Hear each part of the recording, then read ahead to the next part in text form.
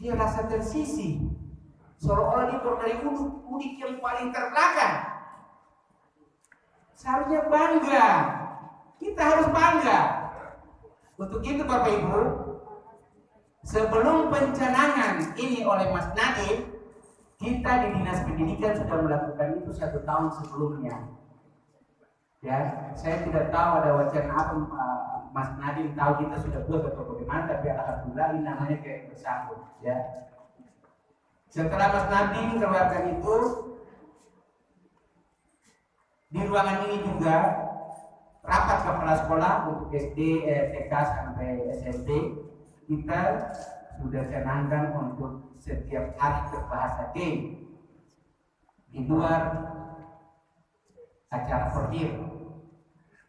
Contoh, di dalam kelas, dalam proses pembelajaran tetap menggunakan bahasa pemersatu.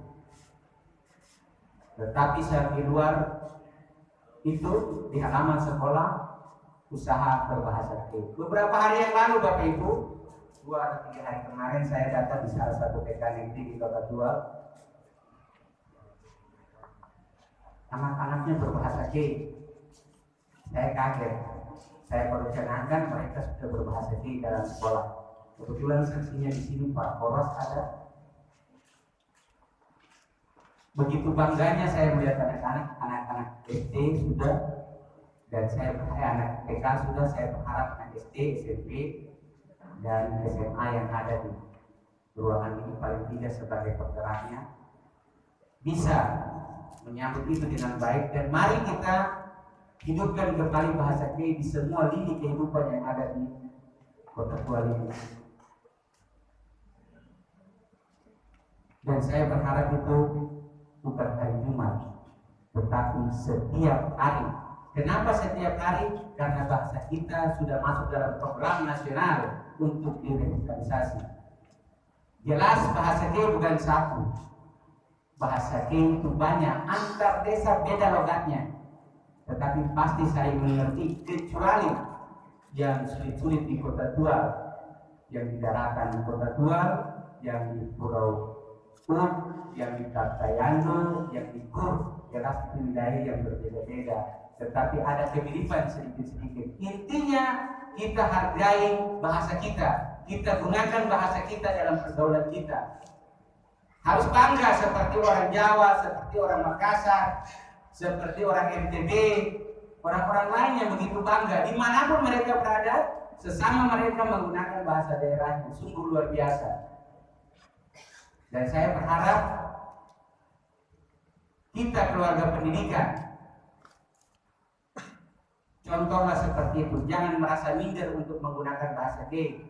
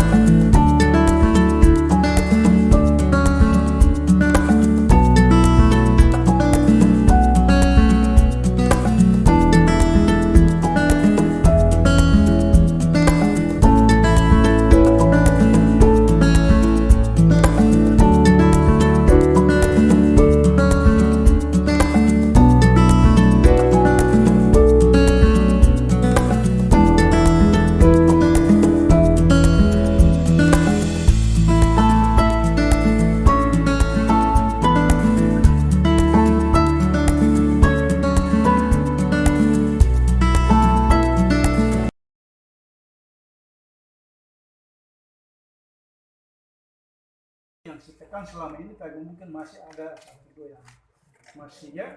Nah, budayakan itu yang paling utama. Nah, kemudian terkait dengan Bapak Ibu, saya lihat untuk mau perubahan secara signifikan kan sekarang belum ya Bapak Ibu pendamping, karena masih belajar dan masih menyesuaikan terhadap paradigma ini. kita rubah mindsetnya dulu tadi yang seperti salah satu contoh tadi datang tempo lo masuk kelas juga jangan harus jadi contoh. Mulai dari kegiatan penyusunan perangkat dan sebagainya itu jangan kita seperti itu. Tadi saya untuk Desima 1 ini guru sekian 80-an lebih, ini kan saya mau seperti semana-mana. Makanya saya utamakan adalah guru CGP dengan guru pembelajar kelas 10. Kebetulan sekolah penggerakan kelas 10 ya. Dari situ Bapak Ibu sudah berjalan 1 semester sudah lewat untuk sekolah penggerak ini. Dan guru penggerakan itu sudah berapa bulan ini. Saya ambil angka 1 itu adalah saya ambil survei. Minta siswa punya pikiran, pendapat, bagaimana pembelajaran di kelas. Sampai ketika kita minta pendapat orang tua. Dari sekian ratus siswa itu ada 1/2 dan berikan masukan. Bapak Ibu tahu, anak-anak itu punya pilihan-pilihan dan punya pilihan guru tertentu. Tapi bukan itu menjadi jaminan bahwa saya anggap guru itu hebat, tidak. Ada sampai saya lihat dalam satu item tanya, manakah guru yang menurut Anda baik, mengajar lebih menyenangkan bagi Anda? Ada pilihan, saya urutkan dari guru yang ada di SMA 1 sekian, itu yang mengajar kelas 1 dan kelas 2. Terutama itu yang kelas 10 ini, saya guru PCP CGP ya, itu kan 12 orang. Yang mengajar di kelas 10 itu 8 orang. 4 saja yang ada di itu. Saya survei di kelas 10 itu, ada pilihan-pilihan siswa itu, dan saya tahu persis mereka urut, saya urutkan. Yang belajar menyenangkan yang mana? Urutkan itu. Pilihan terbanyak yang mana? Kemudian yang marah-marah sampai jam pulang itu yang mana? Kalau saya belum puas dengan itu, saya undang datang wawancara. Jadi masing-masing kelas itu sekian orang saya wawancara mereka. Keinginan mereka itu seperti apa? Dari situ lalu kita ambil bagaimana kepala sekolah membuat triangulasi data itu, lalu kita merubah. Saya sering undang itu habis guru khususnya untuk mengajar kelas 10 dengan CGP. Saya pertemuan mereka khusus. Saya tidak gabung dengan ya, supaya apa yang memang ada masukan melalui supervisi maupun link survei maupun wawancara itu saya kembalikan ke Bapak Ibu. Dan saya minta mereka harus refleksi diri dan berani untuk refleksi diri. Tidak boleh Bapak Ibu tidak. Kita harus akui. Bila perlu Bapak Ibu bikin angket ke itu kira-kira saya lemahnya di apa. Kita harus bertanya pada anak-anak. Kira-kira Bapak Guru belum ngajar tadi. Kira-kira apa yang belum bisa dipaham, mungkin kita bergerak bicara lebih cepat atau apa supaya kita refleksi apa yang kita perbaiki ya. Nah, jadi saya lihat di survei itu saya beri kesimpulan semua ada hal perlu diperbaiki bagi guru. Perbaiki yang berhubungan dengan guru pribadi, berarti panggil secara pribadi harus rubah ini. Tapi yang harus secara keseluruhan misalnya bagaimana pembelajaran belum menyenangkan ini, harapannya adalah pembelajaran berdiferensiasi itu ya. Kita mau cari model mana yang baik, sebenarnya tidak ada model yang pasti untuk itu. Tapi masalah belajar senang dan tidak senang itu kan Bapak Ibu ketemu sendiri bisa ciptakan ya, dan berbagai model metode pendekatan ya. Itu. Jadi saya sering pendamping, sering ada komunikasi terkait penilaian itu, saya minta ya memang belum. Saya ambil kesimpulan pembelajaran berdiferensiasi tuntutan paradigma baru itu saya bikin di situ ada 3. Misalnya di situ belajar harus menyenangkan, tapi harus hasilnya itu mutu pendidikan harus meningkat dari hasil belajar. Yang kedua adalah perilakunya harus berubah. Jadi belajar yang menyenangkan saya pakai macam diagram, berarti belajar menyenangkan, lalu turunnya itu ada 2 diagram itu mutu hasil belajar meningkat, kemudian di sebelah adalah karakternya harus baik. Tapi ada korelasi hubungan atau tidak? Dan tadi saya ambil kesimpulan guru yang mengajar marah-marah dan guru yang mengajar senang-senang itu saya belum bisa ambil pastikan bahwa itu hasilnya nanti lebih baik. Siapa tahu Anda tidak bisa membedakan antara guru tegas dan guru yang belajar yang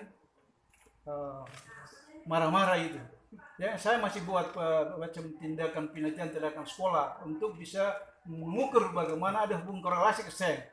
Oh dong senang guru ini, si A ini guru senang sekali, tetapi nilainya terakhir kira-kira ketuntasannya sampai tidak ya. Saya ikut arus kanan anak kan pasti pilihan senang gurunya kan, senang gurunya atau senang materinya pembelajaran itu. Itu yang saya mau ikuti itu. Kita dengan sekolah penggerak selalu kita dengan pelatih ahli juga kita sharing terkait dengan itu. Mungkin hari ini kita berbagi ke teman-teman. Ya saya lihat pendekatan satu juga bagus, pendekatan Bagja tadi itu Bagja. Ini sebenarnya salah satu pendekatan untuk bagaimana Bapak Ibu merancang untuk perbaikan pembelajaran ke depan itu lebih bagus itu kalau menurut saya. Bapak Ibu tahu, saya setelah survei anak, saya ini anak bilang begini, saya tanya satu-satu, semester 1 atau semester 2 kira-kira kurang lebihnya apa? Mereka bilang kita tidak senang kalau semester 1 itu pembelajaran kan pakai shift sehingga belajar tidak cukup berapa menit langsung sudah berubah ganti jam. Tapi masuk semester 2 ini sudah bagus. Sampaikan oleh Bapak Ketua, saya sedikit tentang motivator dan refleksi. Saya sedikit tentang motivator dan refleksi. Bapak Ibu ini terpilih di antara sekian orang yang ada. Di antara sekian orang yang ada di Indonesia, di sekian orang yang ada di provinsi, kabupaten, kota, dan terkecil di satuan pendidikan kita. Sebagai orang yang terpilih, otomatis tahapan-tahapan Bapak Ibu tidak lewati. Teman-teman saya yang ada di satuan pendidikan saya itu, saya mendukung mereka, mendorong mereka lewat berbagai kegiatan-kegiatan. Alhamdulillah, angkatan 2 ada 3, angkatan 4 lagi ada 3 lagi ditambah yang 1 pengajar praktik. Di sini saya tidak meminta banyak kepada teman-teman. Kita di satuan pendidikan kita itu banyak guru di sana, apalagi banyak guru senior. Kita tidak usah banyak mengeluarkan kata-kata yang untuk mengajak mereka. Cukup saja satu kali kita dipersilahkan untuk mengaplikasikan apa yang kita dapatkan dalam pendidikan ini. Setelah itu Bapak Ibu, dengan Bapak Ibu punya tindakan saja, Bapak Ibu punya pembiasaan yang istilah kerennya itu praktek baik itu, budaya positif itu Bapak Ibu terapkan di satuan pendidikan. Dengan sendirinya teman-teman yang ada itu mereka akan, oh inilah guru penggerak, oh inilah sosok guru. Saya alhamdulillah dengan hadirnya 6 teman dan 1 pengajar praktik ini, saya di sekolah satuan pendidikan saya tidak bukan, mohon maaf tidak sombong tidak, tetapi proses pembelajarannya itu untuk 1 semester terakhir ini mungkin untuk kelas 9 dia akan berakhir di bulan Maret, sementara nanti kelas 7 dan 8 itu dia adanya di bulan Juni seperti itu. Tetapi proses pembelajarannya itu alhamdulillah saya mengadakan supervisi 1 kali untuk 1 semester ini, sudah 1 kali telah selesai. Bukan saya mengadakan supervisi selain di dalam kelas, saya setiap hari itu di luar kelas juga. Saya cukup mondar-mandir di luar kelas saja. Guru-guru itu sudah tahu dengan sendirinya, sudah merasakan sendirinya kenapa Bapak Ibu kami terlahir bukan seperti saat ini sekarang. Bapak Ibu kami sama-sama para kepala sekolah, kami bukan instan, tapi kami ini melangkah step by step. Beberapa kepemimpinan yang pernah bersama-sama dengan kami angkat baiknya bagaimana, jeleknya yang bagaimana, baiknya itu yang akan kami terapkan. Bapak Ibu, jadi bukan kami, saya ini kepala sekolah lalu begitu, tidak Bapak Ibu. Kemudian Bapak Ibu yang terpenting, usai pembelajaran Bapak Ibu di kelas, Bapak Ibu upayakan refleksi itu ada. Refleksi itu bukan kita bagikan angket kuesioner saja tidak, tetapi langsung juga. Kalau kita tidak sibuk seperti yang dikatakan tadi, kita bisa bagi angket. Tapi Bapak Ibu langsung saja, bagaimana pembelajaran kita hari ini sudah selesai? Bagaimana suasana pembelajaran kita hari ini 2, 3, 4 yang memberikan menyenangkan begini. Berarti sudah pas apa yang perlu kita persiapkan untuk minggu depan. Dengan demikian kita berkolaborasi dengan siswa-siswa kita. Nah, tadi yang ini sudah memberikan banyak masukan. Semoga apa yang disampaikan itu menjadi menambah boboti tugas dan pekerjaan kita hari ini. Saya hanya mau tambahkan, pendidikan itu adalah suatu kebutuhan yang dilaksanakan secara sadar. Pendidikan itu dilaksanakan suatu kebutuhan yang dilaksanakan secara sadar. Nah, kalau kata sadar ini kan yang paling pokok, Bapak Ibu.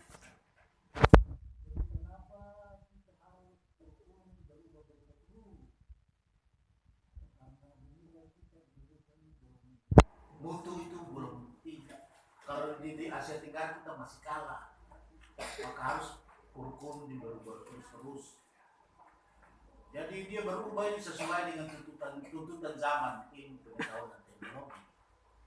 Jadi makanya dia berubah terus. Jadi walaupun kurikulum itu dia berubah terus sampai sekarang, yang namanya nanti akan bergantung kurikulum Merdeka Belajar itu. Tapi kalau semua pemangku kebijakan pendidikan itu kalau tidak sadar akan tugasnya, sama saja. Misalnya guru sudah CGP mantap sudah itu, sudah mantap, dia berakhir dengan nilai cukup memuaskan. Tetapi jangan panas-panas naik air. Dia sebelum SN depan maka dia harus menyiapkan diri, dari segala macam perlengkapannya, itu perangkat sudah siap buat action. Kepala sekolah tanda tangan, bukan tanda tangan, siapa berdiri depan. Kalau kepala sekolah belum laksanakan itu, jangan influence, jangan dulu. Karena namanya guru itu bersekolah 4 tahun ya. Kuliah 4 tahun berjadi SPD, berarti dia sudah mantap di bidangnya, linear pendidikannya. Tapi kenapa harus ada kepala sekolah supervisi dia lagi, ada pengawas lagi supervisi dia? Berarti kita sekarang ada perubahan itu, maka